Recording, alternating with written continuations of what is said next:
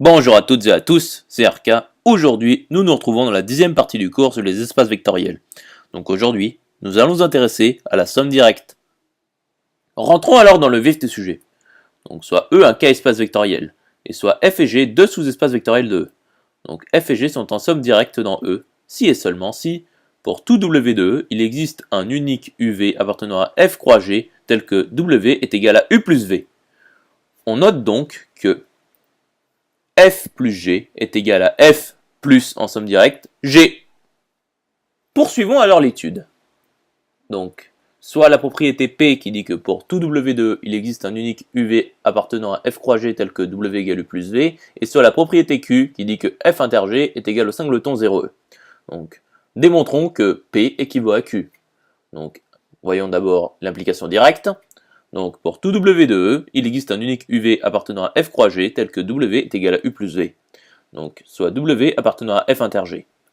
Donc, W appartient à f. Donc, W est égal à W plus 0E, avec 0E appartenant à G. Et W appartient à G. Donc, W est égal à 0E plus W, avec 0E appartenant à F. Par unicité du couple, nous obtenons W égale 0E. Donc, F inter G est égal à 0E. Voyons alors l'implication réciproque, donc soit W appartenant à F plus G. Donc il existe U, U', V, V' appartenant à F carré croix G carré, tel que W est égal à U plus V qui est égal à U' plus V'. Donc U moins U' est égal à V' moins V. Or, U moins U' appartient à F, et V moins V' appartient à G.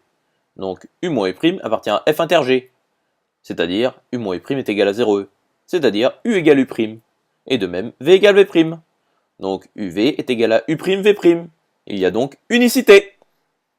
Passons alors à la suite. Donc soit les propriétés Pn, telles que pour tout x appartenant à somme pour i allant de 1 jusqu'à n dfi, il existe un unique multiplé, c'est-à-dire nuplé x1 jusqu'à xn, appartenant à f1 croix jusqu'à croix fn, tel que x est égal à somme pour i allant de 1 jusqu'à n dxi.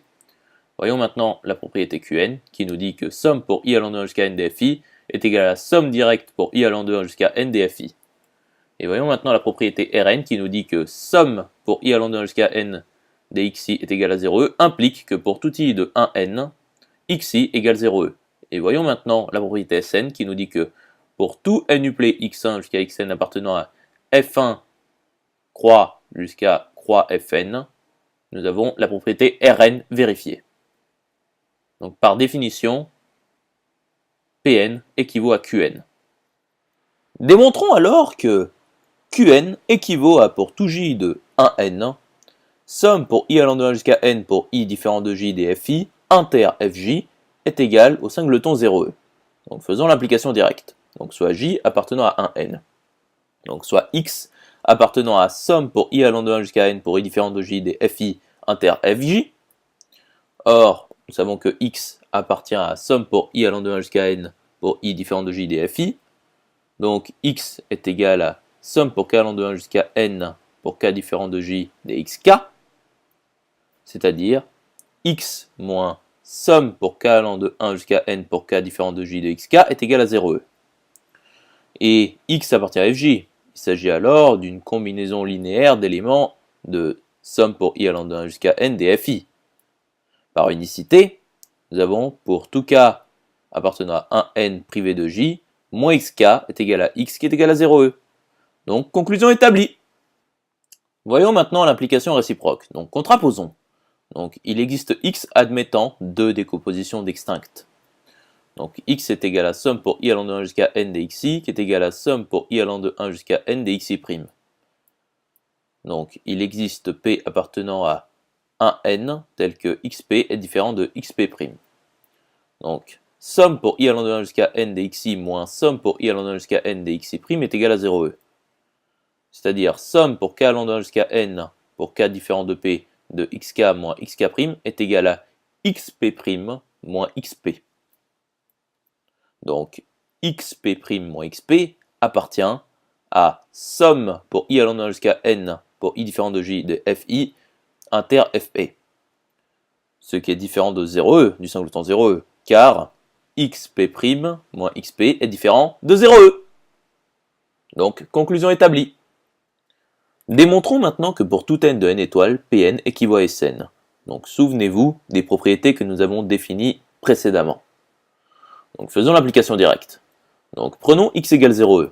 Donc x est égal à somme pour i à l'en jusqu'à n des 0e, qui est égal à somme pour i à l'en jusqu'à n des xk.